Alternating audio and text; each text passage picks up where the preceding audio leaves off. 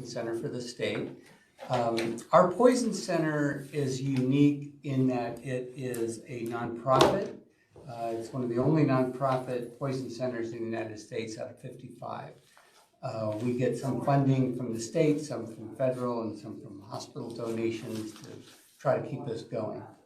We've been around since 1956, and so we're coming up on 7 years of service in the state, and we're the second or third oldest poison center in the United States. We're about a moderate-sized poison center based on call volume, the number of calls per year is about 65,000 incoming calls per year, and we make about 4 outbound calls for every inbound call to do follow-up and just to make sure the case has finally, been resolved successfully. Hopefully, that's our goal. One of the misconceptions of the Poison Center is that we are a government agency, a state-run agency, and that's always been an issue for fundraising for us. A lot of what I do is fundraising, but we're not. We're truly a nonprofit. Our office is in Northgate in Seattle, but we have staff all over the state, educators and physicians primarily are all in the Seattle area that provide backup. So we have in the call center, when you make a call to the Poison Center, there's about 25 people that answer the phones. And those people, about 95% of them have doctorate degrees, mostly doctors of pharmacy, PharmDs. There are 2 people that have medical degrees, and there's a couple of RNs that have all in excess of 30 years experience there. So it's a pretty educated group. There is no college course for becoming a poison specialist. We have to do our internal training. So people come to us with their pharmacy degree, their nursing degree, their medical degree, and then we have to put them through training, which takes about 2 years before someone is up and ready to roll, work by themselves independently. So it's a long process to get them up and going, and that's, I think, an important thing because we do want to give good advice. And we are a medical entity, just like the hospital has a medical license, we have a medical license as well. So there's no HIPAA violations, we share information back and forth, and that's all protected. We're written into the legislature to exist that way, and oftentimes that's a problem. An example of that would be this past week, we had a call from some paramedics in the eastern part of the state. A child had turned blue, and paramedics called and said, "Is this a problem?" And we said, "Yes, it's a problem. Give us more information. We can't give you anything." Kind of hard to help. Turns out these 2 children, twins, about 18 months of age, got into benzonatate, better known as Tessalon pearls. One had a cardiac arrest and seizures, and the other one just had seizures. And it was very difficult. And that's an example where paramedics would not release any information without knowing, without permission from their chief, essentially. So we had to work to rectify that. We then had to turn around and call, where was this call coming from, trying to call hospitals, trying to find out, because it's a very unique thing. Benzonatate, bit of a segue, is very much like a local anesthetic, like lidocaine and bupivacaine. And the treatment for that is quite different as far as antidote therapy. And so, it really creates a hindrance for definitive care for this child. The treatment is actually to give them lipids, just like hyperalimentation lipids, to sort of protect the heart from these medications in the brain. So that's an example of, we're there to share information. We're not from the government here to help you. None of that, like a lot of people, particularly in the east part of the state, seem to think. But that's important. Why'd they call you?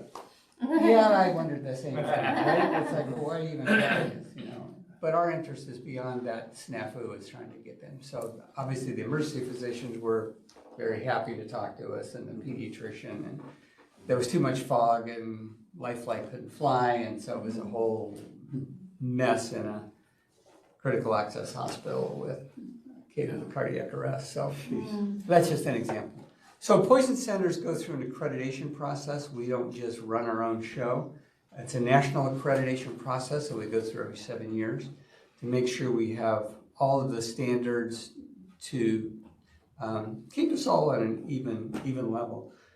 And that's important because we all share data. So every 9 minutes, all of our information in our database that we take in, mostly demographic, drug or chemical information, zip codes, which are important, we put that into our system. And every 9 minutes, that goes to a national database in Washington, D.C. And then every 2 minutes from there, it goes to CDC.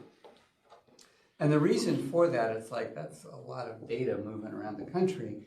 And the reason for that is really because of 9/11.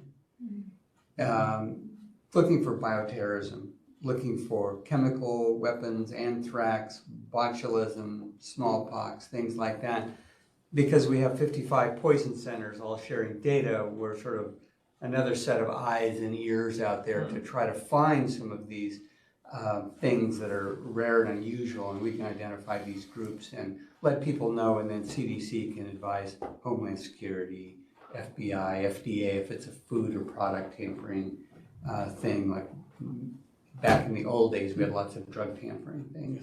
Probably remember that, Dr. Fisher, where we had Excedrin, Tylenol, Sudafed. There was 3 actually in the South Puget Sound area alone. So it's not a strange remote thing. We had it here at home as well. So that's part of sharing the data. Now, we get a story from someone who calls us, and we create in our electronic medical record a shorthand version of that as a narrative. None of that narrative information is shared with the national data set or with CDC. So if there's a situation, they call us. So I'll get an email, I'll get a phone call very soon after this case is uploaded. So there's multiple sets of eyes that are looking at this. Hey, what's going on? Hey, there was a botulism case in Moses Lake. What is that about? Is there any other, what was the cause? What kind of botulism? They just see it coded, but they don't know the descriptors that goes with that. So a lot of that is really more HIPAA protected, obviously. So one of the things we do is also follow up in any fatality cases that may occur. And so those are written up in more detail with laboratory data, x-ray data, circumstances, therapies that were given, and those are published along with the annual report that's published every September by the National Association. So those are always out there looking at cases. You know, our poison center gets about 70 fatal cases a year.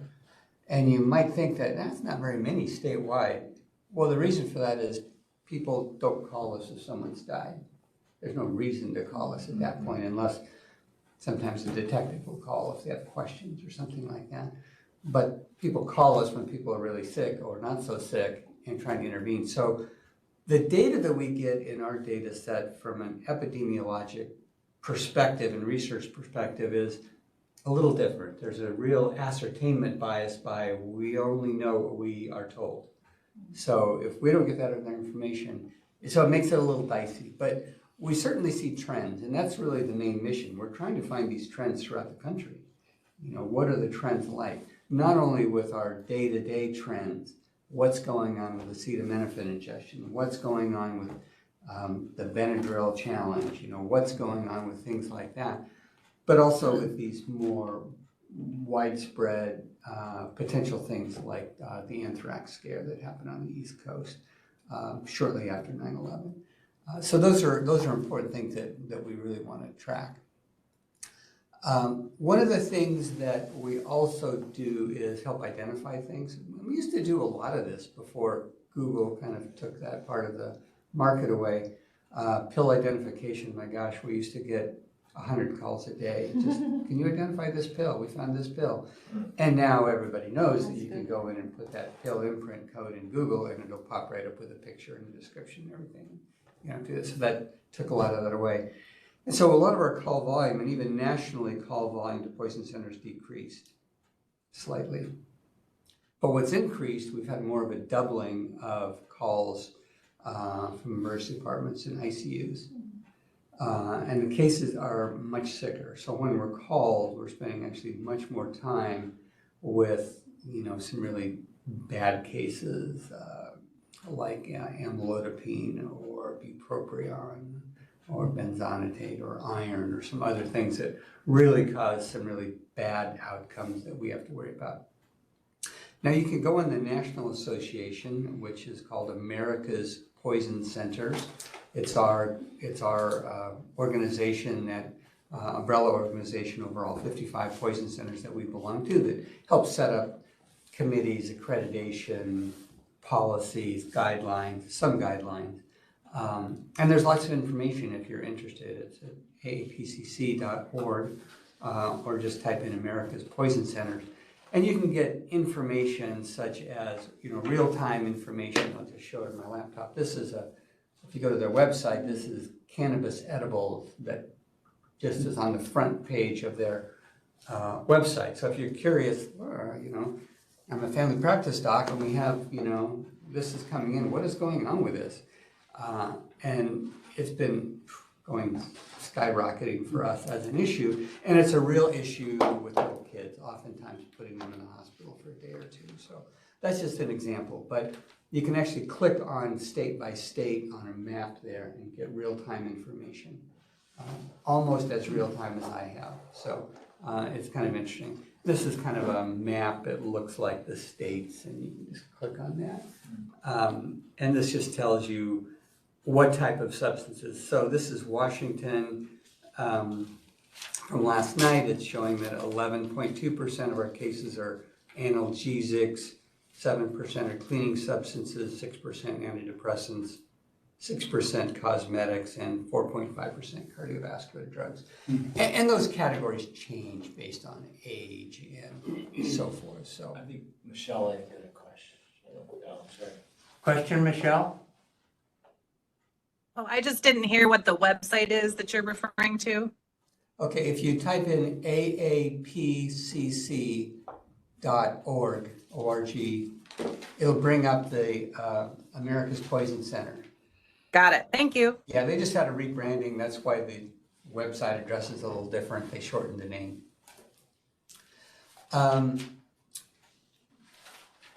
So I mentioned that we're toll free. We're the original telehealth network in the United States, and we're also kind of the original harm reduction. That's really been our mission for 70 years essentially.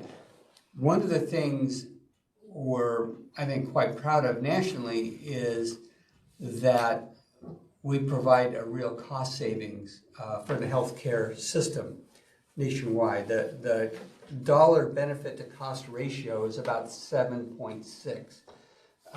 So for every dollar spent on poison centers, we save about $7.60 for every dollar invested. And that's because we can manage cases, keep them at home if it's necessary.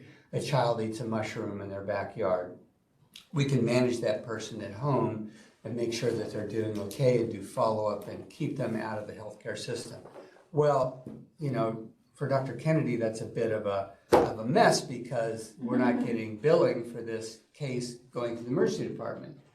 On the other hand, if it's during the COVID epidemic and the waiting room has 60 people sitting in it, and you have a kid who doesn't have COVID, who ate a mushroom, who's asymptomatic, do you really want them sitting in the waiting room, messing up that system? So it kind of goes both ways. But if you look at the large number of Medicare, Medicaid recipients in the state, and if we just think about Apple Health as one portion of that, that's a huge number of people. So that dollar savings to the state alone is huge.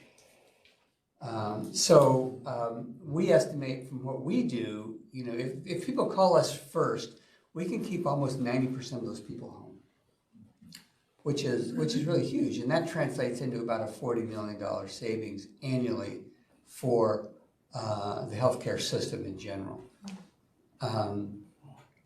So that's huge. That's, more than 10 times our annual budget.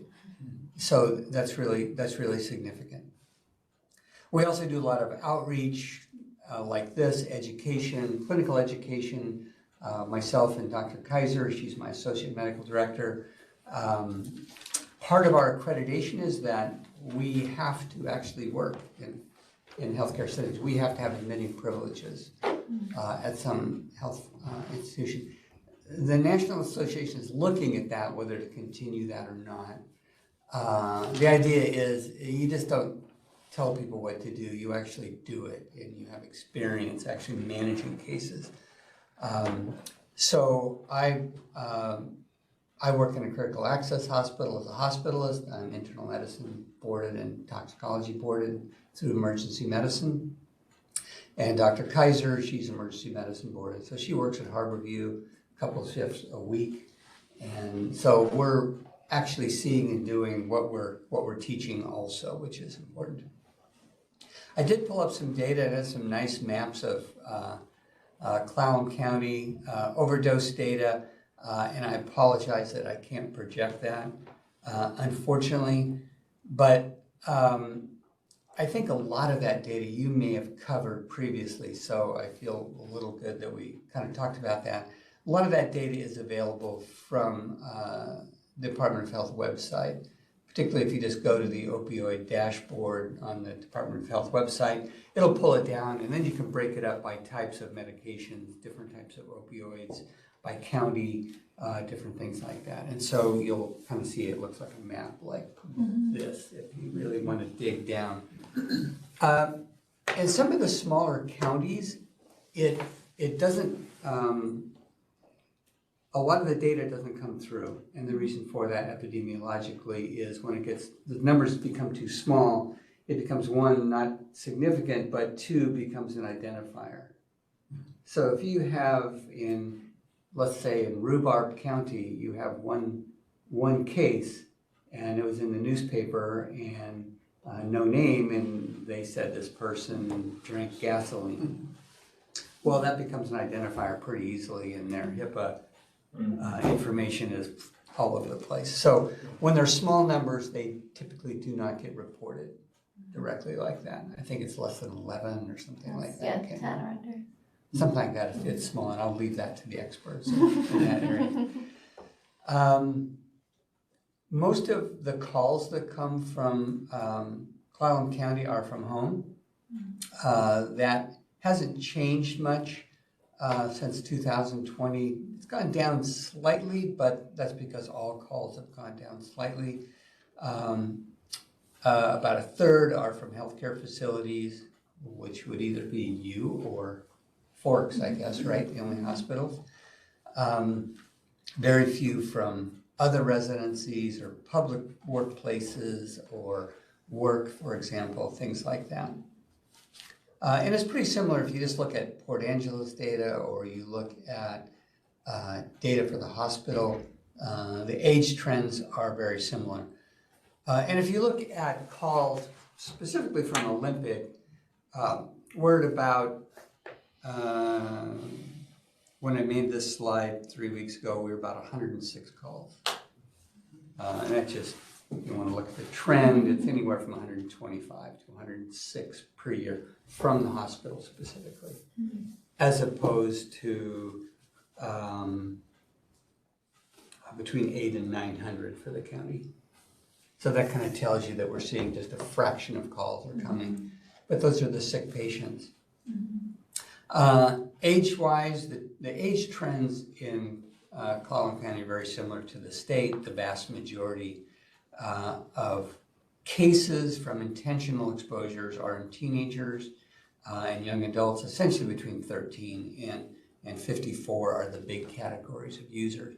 If you look at an individual, who's the most common patient to enter our data, it would be a 2-year-old boy. They're the ones that are exploring things and putting things in their mouth. And so that's kind of not surprising, right? It's like, yeah, they put everything in their mouth. But it's not just, the hospital system and the emergency call number, the 800 number.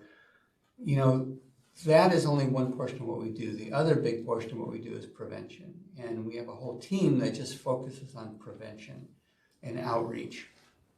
We have 3 educators in the state. Two have masters in public health, one has a master's in education, and part of that is to do teaching outreach programs. And of course, naloxone has been a big thing that we've been doing, and we just have pictures of our staff that were at the Fame Festival this year. And I think they gave out something like 600 doses of naloxone at that festival in conjunction with the health department.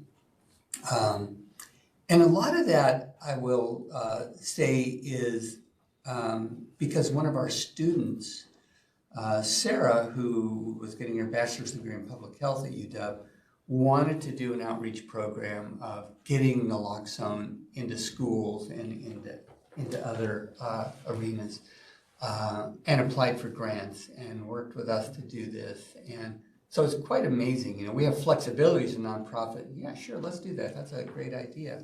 And that's really grown. That's really grown a lot.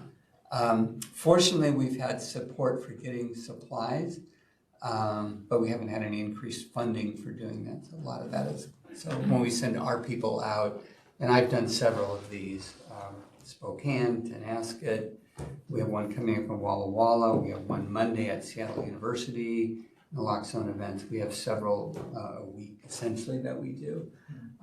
So as long as there's available naloxone free, it makes it easy to get it out. Yeah, one of my favorite ones was going to the Barter Fest, which this year, this past fall, which was in Tonasket, which is kind of one of the original places. And that's like a group of 10,000 people, and it used to be swapping vegetables, and essentially it's morphed into swapping everything, including a lot of hallucinogens. And so we were there, and we took our van and passed out naloxone there and did support for them, and quite interesting. So, you know, we'll go wherever we can try to make an impact and have staff. Well, I thought the next thing I wanted to cover, how are we doing on time? Oh, good.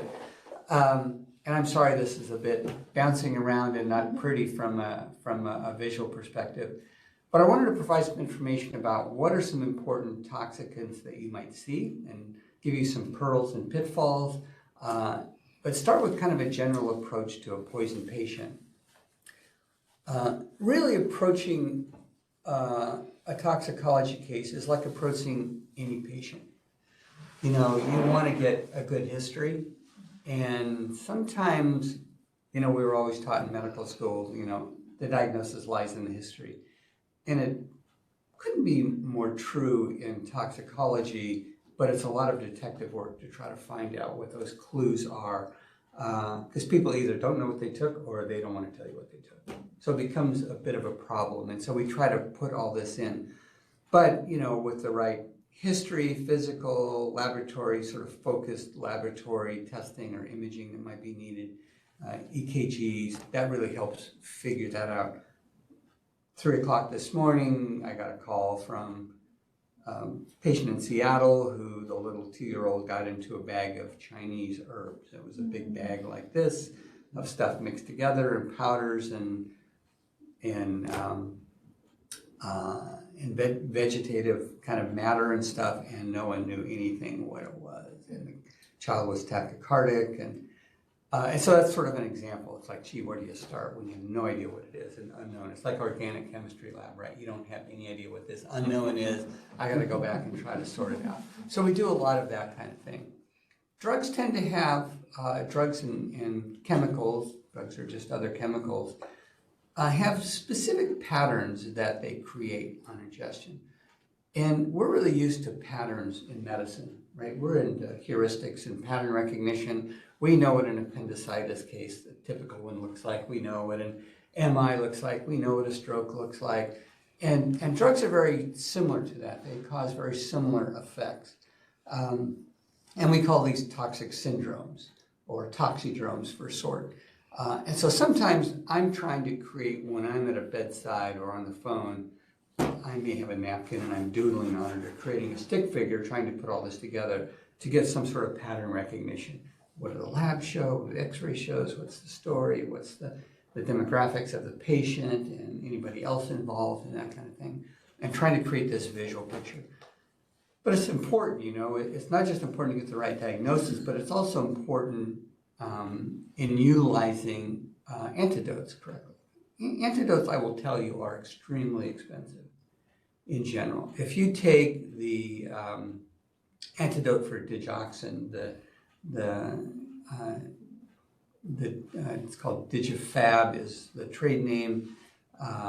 The old name was Digibind, but Digifab is the current product, and it is quite expensive. It's about $7,000 a vial. And sometimes people talk about giving 7 vials, 10 vials up front when it's unknown. Well, that's a big whack into the pharmacy budget just to stock it and keep it, let alone the patient and the insurance company. So if you call me, I would say, based on what I'm seeing, maybe 1, maybe 2, let's see how they do, go easy, as opposed to someone in cardiac arrest where you might need to give more. So we can give a lot of guidance that trying to give the right amount for the right situation. Well, getting into specific substances, I'd be remiss if I didn't start with acetaminophen. It is one of the most common ingestions that we see. And one of the problems with acetaminophen is it's silent. It doesn't create a recognizable pattern of signs and symptoms on examination. And when it does, which is nausea, vomiting, abdominal pain, that means you have significant liver injury by that point. And so we would commonly recommend, please get a level, because it's silent. Very few things are that silent, but it's really important to know that. And we like to know the timing of the ingestion as close as we can versus the concentration of acetaminophen in the serum, because that gives us some dosing guidelines and some outcome predictors about how this person might do. It might change our mind about some extra therapies that we might do. In bad acetaminophen cases, they'll develop a metabolic acidosis, which is really due to the acetaminophen impairing enzymes in the oxidative phosphorylation in the mitochondria. So essentially, they get an acidosis just like it was cyanide or carbon monoxide. So a general pattern. Yeah, The whole yeah, body. and so it can be really bad. And those we treat quite differently. When we start to see acidosis, and then we might dialyze them earlier, we might use other drugs to prevent the breakdown of acetaminophen. It's not the acetaminophen, it's what it's broken down to that binds onto the cell membrane that destroys the cell membrane. Mm-hmm. So the pitfalls are that you don't recognize it, that you didn't think about it, and it's a $3 test in the laboratory. You got to have a good reason not to do it because of its being so common and so widely available. Probably the next big pitfall is a delay in treatment. We like to treat within 8 hours. We know there's a mortality step off between 8 and 10 hours, and so we like to treat before 8 hours. It doesn't mean the patient rolls in the door and you have to have them start drinking or giving IV, Mucomist immediately.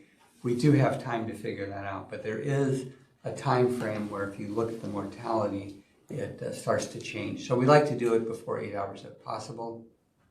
And then just not considering what else could be going on with this patient. Why are they acidotic? Oftentimes, in this day and age, everybody is septic.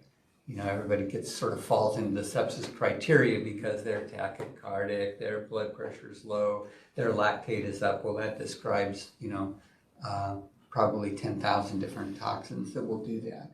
It's not just sepsis. Doesn't mean you shouldn't think about it and treat it. It just means you got to keep an open mind. So don't anchor on one thing. Keep an open mind and ask for help.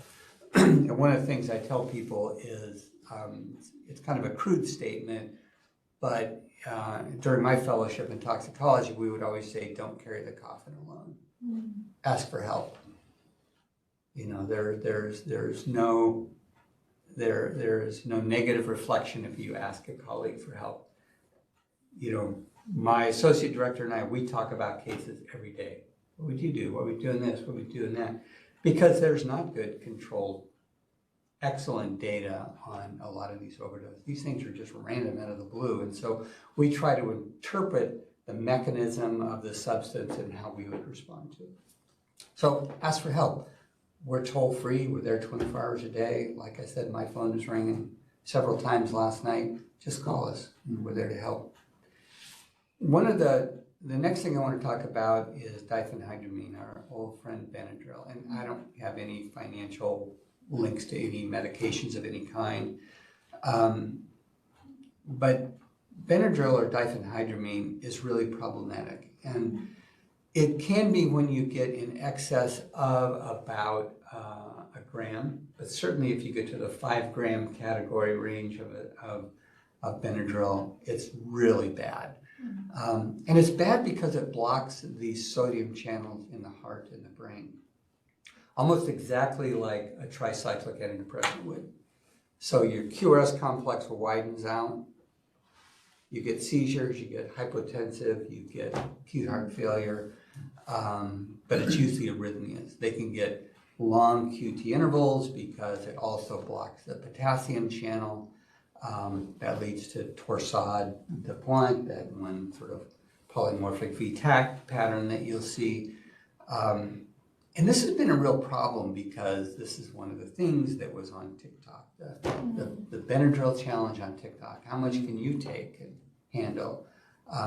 And sure, it makes you goofy. Sure, you feel kind of crazy. You get a delirium from taking it. But the danger side of this is its cardiotoxicity and toxicity. Mad as a hatter, right? Yep. Mm-hmm. Yep, mad as a hatter, that's right. Yeah. Hot as a hair, mad as a hatter, dry as a bone, red as a beet, all these things. I took it once on a drive to Port Townsend, getting ready for a house with cats. And I couldn't swallow it fast enough. They were capsules. And I went completely numb and I could not feel my airway. And it was almost in a panic because of the local anesthetic effect. Yeah. So is this similar in toxicity to an anesthetic that's climbed too high, or that's gotten into the bloodstream with a local anesthetic? Yeah, the sodium channel blocking effect is the local anesthetic effect. So it's like the old days, quinidine, pronestal, disopyramide, others like that. Now, lidocaine, the local anesthetics are in a different classification in the Vaughan-Williams antiarrhythmic classification, but their mechanisms on sodium channels is the same. And so that's, yes. And you'll get the same thing with Tessalon pearls, with benzonicate. It's a local anesthetic as well. Sort of lipids part of the adjustment? Yep, there might be part of that treatment for that, yeah. As well as sodium. So we will get people sodium, usually sodium bicarb because it's readily available, or 3% sodium boluses. Because we're trying to compete. It's a competitive inhibition of that sodium channel. So it's really kind of getting into the weeds and the nitty gritty, but that we're really trying to change the mechanism on that. So, people kind of think, why are you doing that?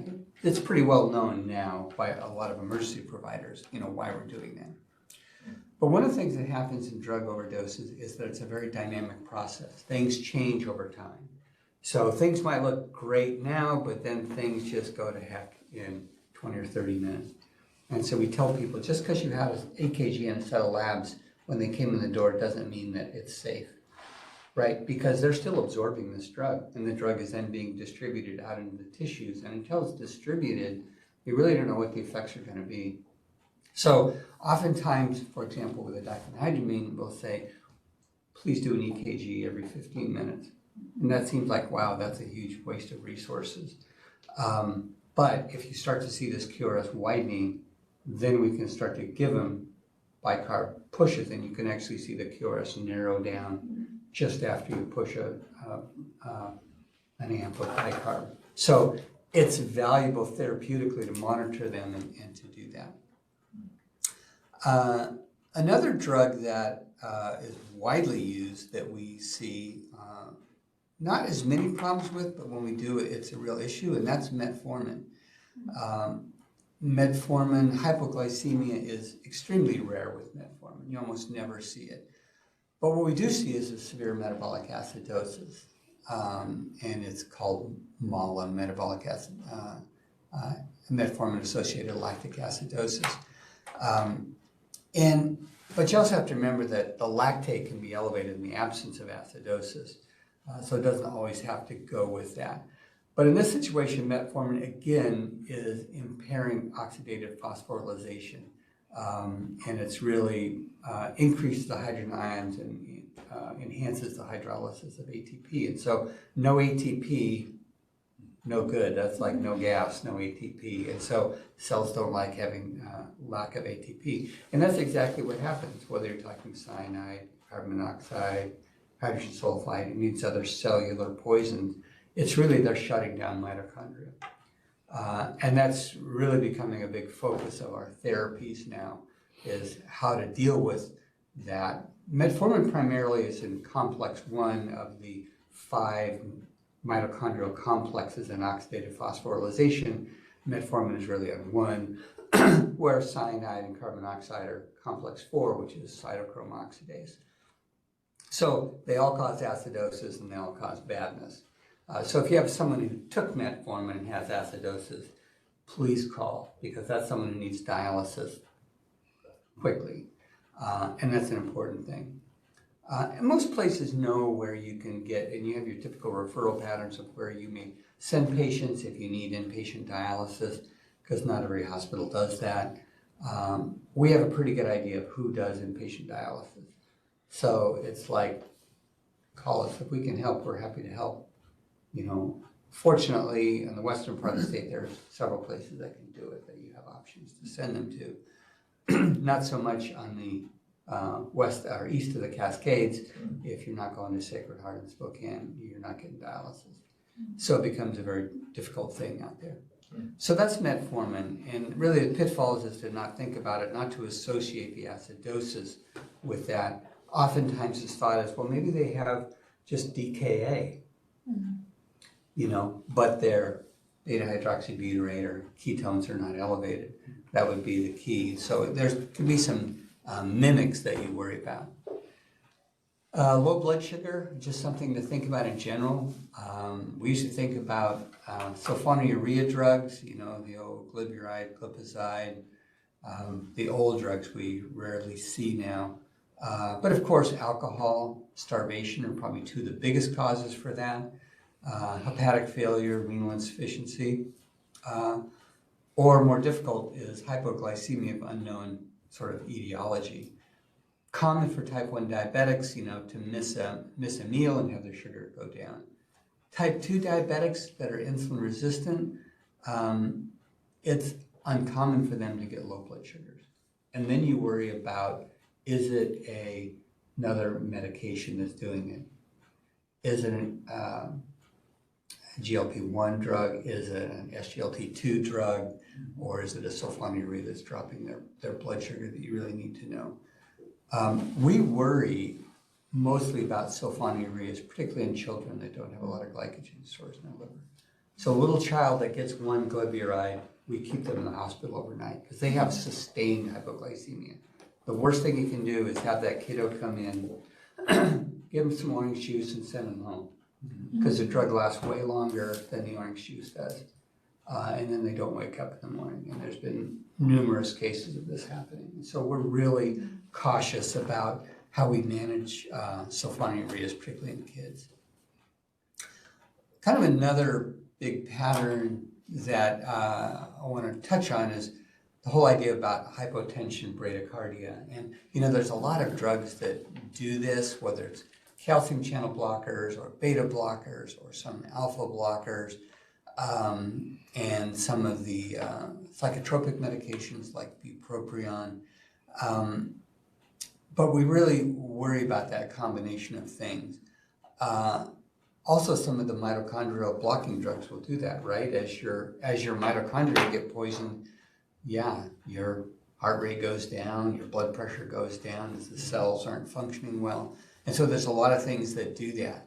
And so you really should think about what I call stacked therapy instead of sequential therapy for those. So this is really more ICU, ER kind of realm, but instead of giving a bolus of fluids and waiting an hour and see what happens, and then starting some norepinephrine and seeing what happens, you know, we may do 2 or 3 things at once to get them stabilized and then back off if you need to. And one of the things we do is high-dose insulin. And high-dose insulin seems kind of weird. Why in the world are you giving insulin for someone who has low blood pressure?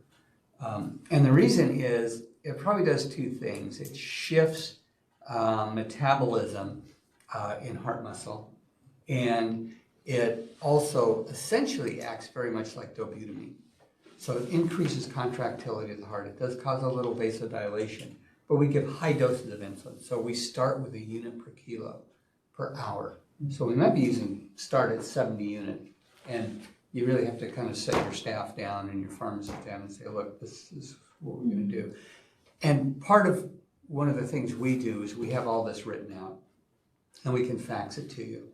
And the idea is that, and these are stressful cases, and we don't want you have to try to figure out this and look it up online. We put it out for you on a 1 or 2 page document, the nuts and bolts of what you need immediately, and then if you want to think more about it, we can give you more information to think about it later on. But the idea is to stabilize them and get them going. So fluids, catecholamines, high-dose insulin, maybe lipids, it may be methylene blue, it may be hydroxycobalamin, it might be ECMO. And this is kind of a sequence that we go down, but you have to be thinking about this ahead of time to stabilize these. So I think the big pitfall is not sort of appreciating the severity of this and doing kind of waiting for one therapy to work. You know, you kind of throw the kitchen sink at them and then back off if you can get there. Digitalis, I talked a little bit about that. I think the big thing with Dig is it's still around. It's still commonly prescribed for AFib and heart failure with reduced ejection fraction. The real key is that it's extremely expensive to treat with the antidote. So, you know, get us involved and help you save some money on that. Getting short on time here. I do want to mention iron. Iron used to be the leading cause of pediatric poisoning death. It's still out there. We still have poisoning deaths in Washington from iron every year. And again, it poisons complex 4 cytochrome oxidase in the mitochondria. And so it gives you this kind of distributive shock. It can also cause a hemorrhagic shock as it irritates the stomach primarily. And they tend to have a very poor outcome. So give us a call. Aspirin, I'm going to skip that. Carbon monoxide, just think about carbon monoxide. Carbon monoxide looks like influenza or any viral illness without a fever. So headache, myalgias, nausea, vomiting, those kind of things. Think about carbon monoxide. Carbon monoxide test shows up on your venous blood gas. You can just do a BBG. You don't have to do an arterial stick. You don't have to send a separate test.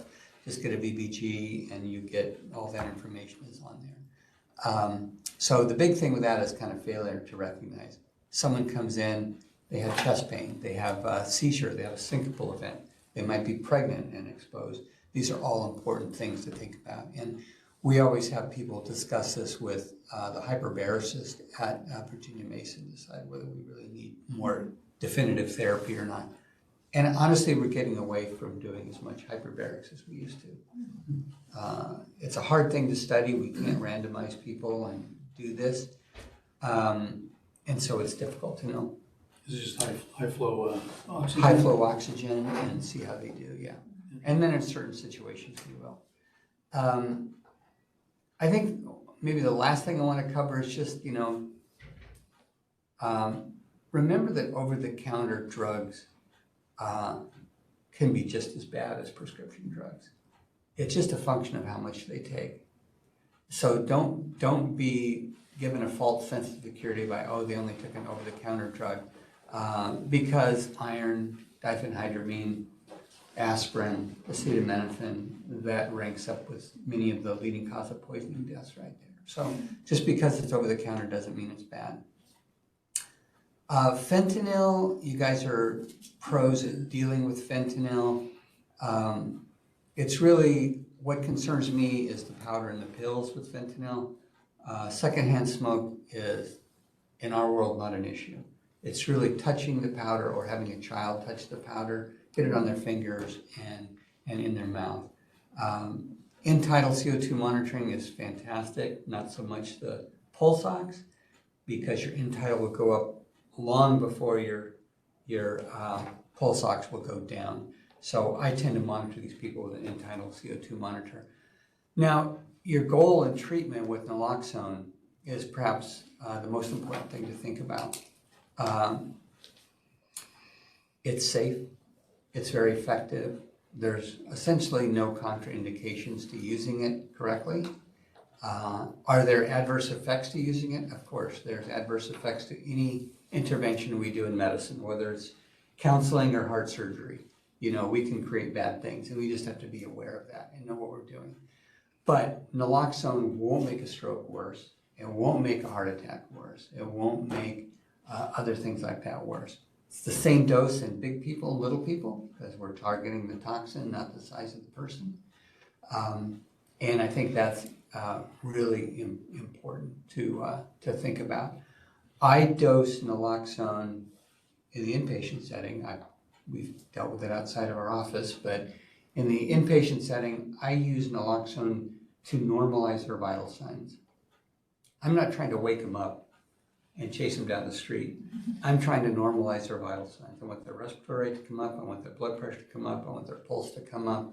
And so I'll stand there with a syringe and I just put 0.4 and 10 cc's, and I'll just stand there, you know, for 5 minutes, 10 minutes, and push it slowly and try to titrate it to their vital signs. So I think with that, just lastly, you know, the Poison Center, you know, we're not the standard of care.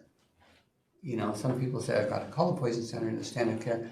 Call the Poison Center because we're like a consultant. Use us like a consultant that isn't always available to come in.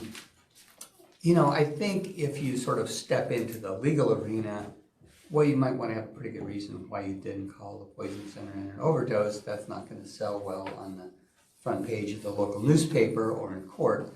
So, you know, I tell people, look, I'm your consultant. You're at the bedside. If you take my advice and use it however you think fits your patient, if it doesn't fit, then you should do something different. You're there with the patient, you tell me what works. And so I'm more than happy to work with people like that. So we're not sort of gods in ivory towers. We're trying to help you guys work on the street as well. So with that, I'm 3 minutes over. I apologize. I'm again sorry for the technical snafu. Next time I'll make sure that I have all the technical stuff worked out ahead of time. So, Any questions, folks? Again, thank you so very much for a great presentation. Any questions from the community? Yes, it's Larry Gordon. I'm wondering about the effects of albuterol raising lactic acid, if there's any concern for that. It's something we find when we're using high-dose albuterol inhalers a lot. yeah, I would say no. We haven't seen really any long-term or even significant short-term effects other than laboratory abnormalities using it. And we do use it a lot. People, for example, with hyperkalemia, not just acute asthma exacerbations, where you may give continuous nebs, but in hyperkalemia, you know, we'll give 20 milligrams of albuterol, try to drive the potassium into the cells. It's essentially like, you know, epinephrine in a way. It's a catecholamine trying to drive it into the cells. And yeah, you can definitely, with any stimulant, create a lactic acidosis, but it's usually transient, short-lived, and it doesn't get me too nervous. Thanks, Larry. Anything else, sir? Scott? Any other questions from the group out there? I only have 3 questions. One question I have is about notes. So you've just talked to a family about something that happened in a home and given advice and so forth. Will the ED doc 2 days later, when the patient comes in for something else, know that happened? Do you pass on any HIPAA protected notes to the primary care? So great question. So the answer is no. We don't have Epic or Meditech or sort of your typical Cerner or other. Our electronic medical record, there's actually 3 different types that are used in poison centers. And the idea is that they all have to interface because we're all melding this data at the national level. But we're not to the point where we have access to those sort of more traditional like Epic. So that really means that when they did come in, they had to think about that or call the poison center to find out. Now, if you call the poison center, we ask names. That's one of the things we ask. People don't have to give us names, of course. We'll help them without names. But it helps us track back and look at that. Zip codes are perhaps the most important thing we get because that's what we find these patterns of community exposures for bioterrorism. So it's like, why do you want my zip code? And that's the whole reason. That's really important. But a name is helpful. Maybe a small town and an age and a gender will help us sort of locate. All of our databases are searchable and we can, find information. But no, it doesn't meld with Epic. It would be nice. Yeah. That would be nice for that sign. It really would be. It would really help us because then we wouldn't have to call back to get follow-up. Like, gee, what was that digoxin level on that patient? Well, for us, it's a phone call that might be, oh, they're busy, the nurse is busy, or it goes through 2 or 3 people, and it would really be helpful for us too. The other question I had, we had an incident the last week where we had an insulin overdose. I think it was 1,500 units, and In a diabetic or non-diabetic? I believe it was a diabetic. I don't know the case intimately, Yeah. and I don't know how much It's a lot. glucagon we actually had available. But the issue that arose was I think there may be different opinions about how much glucagon we had and how whether there's a regional shortage of glucagon. I think we called out to Jefferson to ascertain whether they had extra doses and so forth. But is that something that you look at with the caller, if it's an ED? Oh, absolutely. Kind of what's the shortage in the We area? manage insulin overdoses every day. Yeah, I mean, the question was, do we manage it here, or are we so short that we ought to start the management and get it to a place that has a better. It depends on the patient, and the big variable is actually what their renal function is like. If they have normal kidneys, what they need is sugar. And so you give these people D5, D10, D25, you sort of escalate to what they need. And there's no magic about how much they get, but it becomes a volume issue. Yeah, glucagon is fine, depending on your glycogen stores in your liver, and that depends on a type 1 or type 2. If it's a type 2 diabetic, this is a very interesting subject, actually. Type 2 diabetics are resistant to insulin. So type 2s actually do much better in an insulin overdose than a type 1. Type 1 doesn't have any reserves, they don't have much sugar on board, their blood sugars drop like, a stone. And so they're a little more dramatic.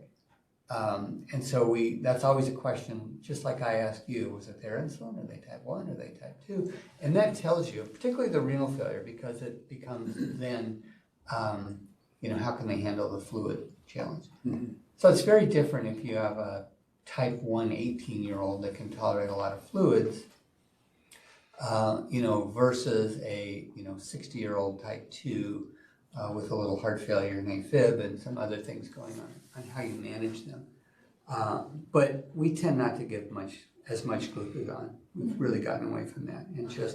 So one thing we do is octreotide, because it modulates the insulin, and give enough dextrose. But that really depends on their kidney function. So there's a lot of variables that go into that.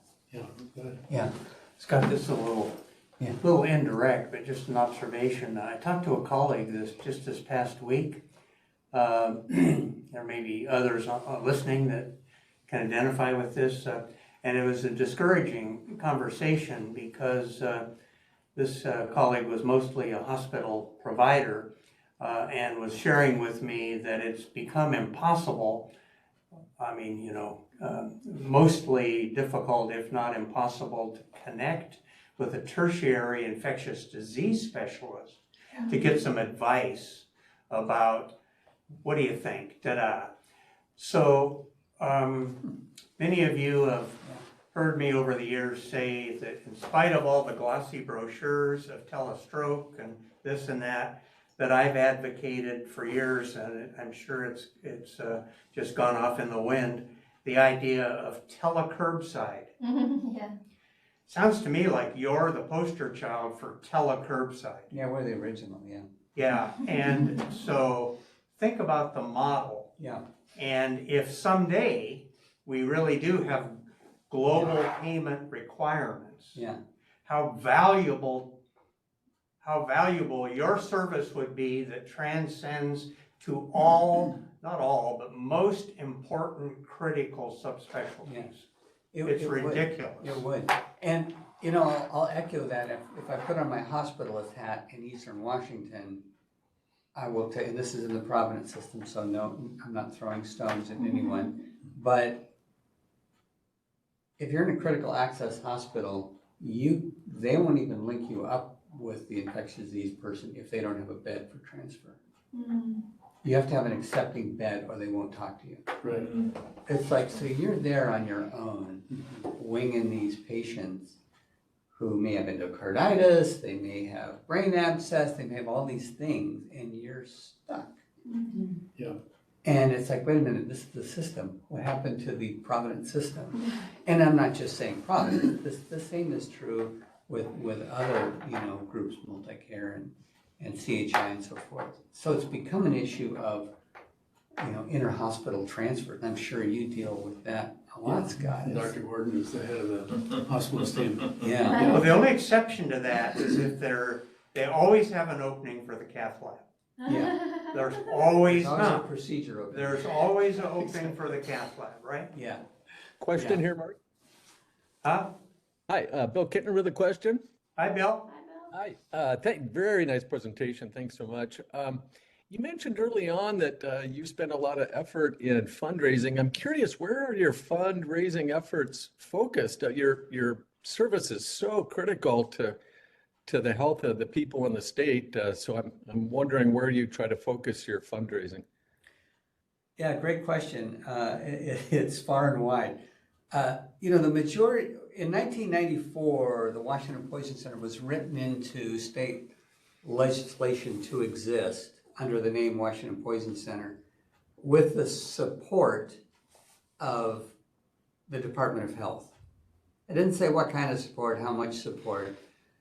So essentially, we get funding from Department of Health. The majority of our funding, 2/3, 3/4 from Department of Health and the Healthcare Authority.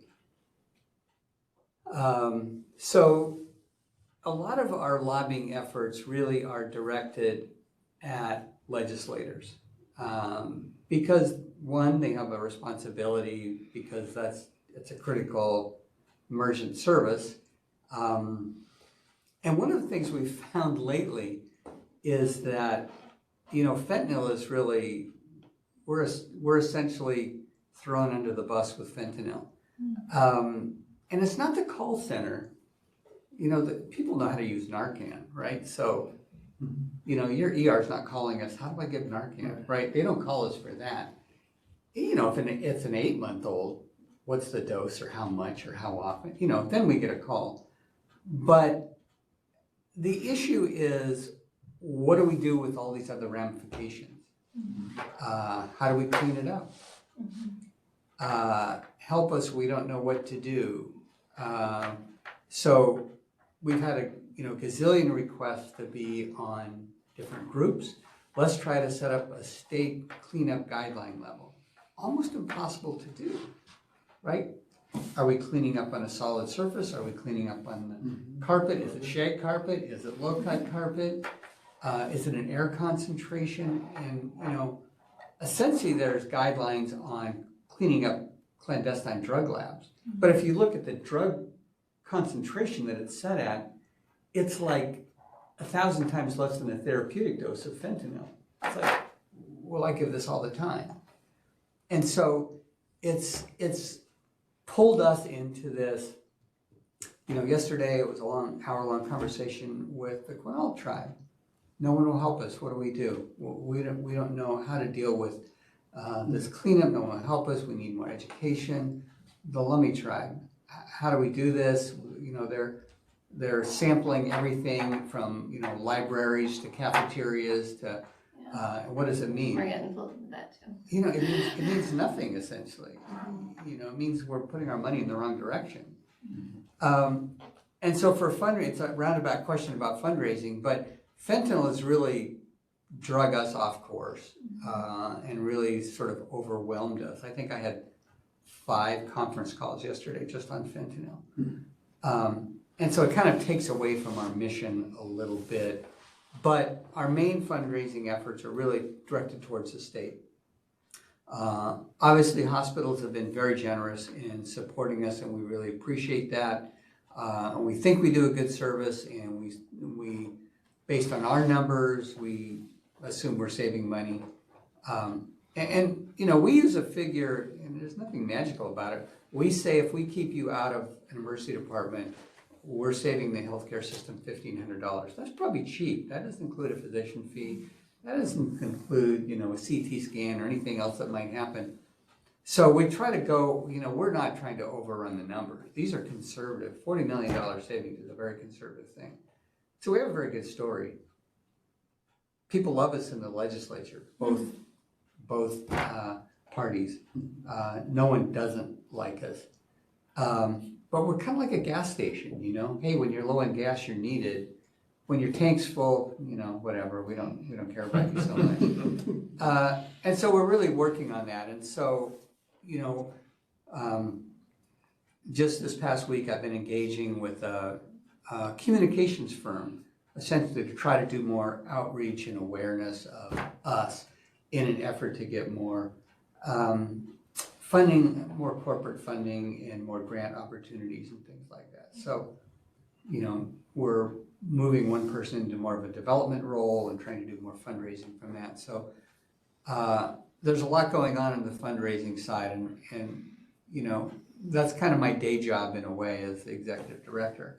But it's not cheap, you know. I mean, all these doctors of pharmacy that we have in the center, you know, if you have 10 people on phones and they all have doctorate degrees, you know, my ballpark daily cost to keep the doors and the lights on is about $10,000 or $12,000 a day. And so it's not cheap to keep it going. But I think we do you know, I'm committed to the service. I think we do a great service for the state. It's just convincing the state to gear up in that. Yesterday, Congresswoman Jayapal was in the office. I've had the governor in the office a couple weeks ago. Everybody likes us. It just doesn't always translate into support. So. Well, there's a lot of respect for your expertise, which is probably why you're getting pulled into all those conference calls. It's true, you know, because there's not many other sort of people on the medical end of the equation that know the toxicology of this and what it means and how drugs flow in and out of bodies, and so we're kind of it. And it's really true. And so it's like we have all these ideas, and so yesterday, you know, Department of, you know, Youth and Family Services, can you be on our committee? And it's like, it keeps expanding our There's a role. limit. And we're more than happy, but at some point, you know, I only have so far to go. So. Well, I appreciate you raising the over-the-counter issue too, because I think fentanyl gets it, which is important, and it gets a lot of interest. But you know, I think very few people are aware that Tesla Pros could be dangerous for anyone. You know, and so reminding folks that these things you can buy easily over the counter are incredibly dangerous too. Yeah, over-the-counter things are a problem. And the cannabis as well. We've seen that up here with respiratory depression in kids, and people don't think it's an issue. Yeah, and vaping is still a big problem that we see, more of a chronic problem. But you know, people are vaping anything. They're vaping fentanyl. They're vaping, you know, whatever they want. So you can refill these cartridges, and so it makes it easy. So. Well, we sure appreciate traveling to Port Angeles last night or yesterday and spending the night You're and welcome. Absolutely. having some time with us this morning, and just great. Always happy to come up and help. Yeah. Anybody else have a quick question, folks, before we sign off? Well, no question, but just a thanks for, I'm towards the end of my career and over the decades, I've called on poison control many times and never had a chance to thank anybody except over the phone. So thank you very much for the support throughout my career. It's been really good for me and my patients. Thank you. Well, thank you, Bill. I'm just kind of the more recent person in a long line of people over 70 years. There's been a half a dozen directors over the years, so. Well, I think the point that Mark made about the sort of the death of telephone consults, I was told just a few weeks ago from MedCon that basically they're defunct at the UW in that line, for instance. The fact that you and your service has been unwavering over those 7 decades is just, it's hard to overestimate the value. It's just great. Thank you. Yeah, thank you. Okay, folks, have a good weekend, I guess, here. Take care, and thanks for joining us, and we'll try to get this WebEx thing figured out, you guys. Bye-bye. Bye-bye. Hey, Mark, give me a call if you could about my WebEx experience this morning. It might inform what happened a little bit. Okay, thanks, Bill. Yep.